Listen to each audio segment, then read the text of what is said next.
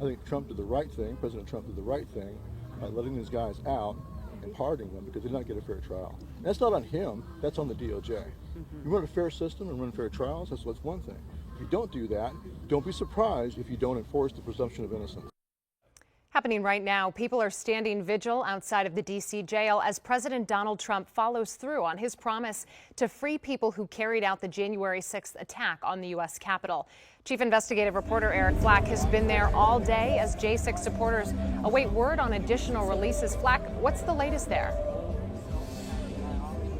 Hey, Simone, the crowd has actually grown a little bit as this day has developed, as we continue to await more releases of January 6th defendants who were sentenced to time or awaiting time. Now, just over an hour ago, another person serving time for January 6th crimes was freed from the D.C. jail right here. 43-year-old Rachel Powell from Pennsylvania was serving a nearly 5-year sentence. One of the first rioters to break through onto the Capitol ground. She actually encouraged other rioters to attack the police line. She eventually entered the Capitol through a broken window.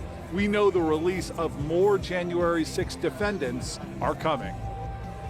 And also Thank you for that. You're keeping people alive. Robert Morse was released from a halfway house in Pittsburgh just before midnight Monday. He drove straight to the D.C. jail to show support for others waiting for their freedom. I'm overjoyed to be free. It feels great. It almost kind of hasn't really set in yet, you know? Morse, a former Army Ranger, served 3.5 years for assaulting police officers defending the lower West Terrace tunnel during the attack on the Capitol January 6th. So much of my life has been changed and different. You know, half of my friends and family don't talk to me anymore. My brothers completely disown me. My dad doesn't even really talk to me anymore. I'm broke.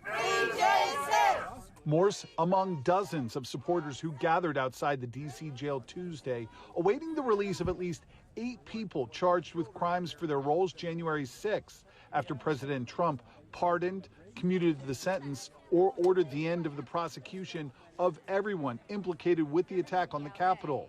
The D.C. jail has been a symbol of the J6 movement. Tell them all the evil you took part in. William Sarsfield made the 4-hour drive to stand vigil outside the D.C. jail after he was released while serving time in Philadelphia. Do you have any message to those who think it's unfair for you to be standing here? Well, I think there's a lot of people that have different mindsets of how things should be. And that is the door that the January 6 defendants and convicted of crimes for January 6 will walk out of.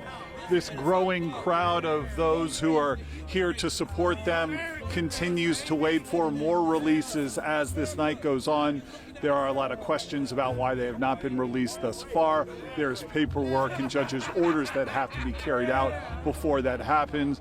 Those who do walk through those doors, though, will be greeted by a large and boisterous crowd excited to see them get their freedom as a result of President Trump's pardons and sentence commutations.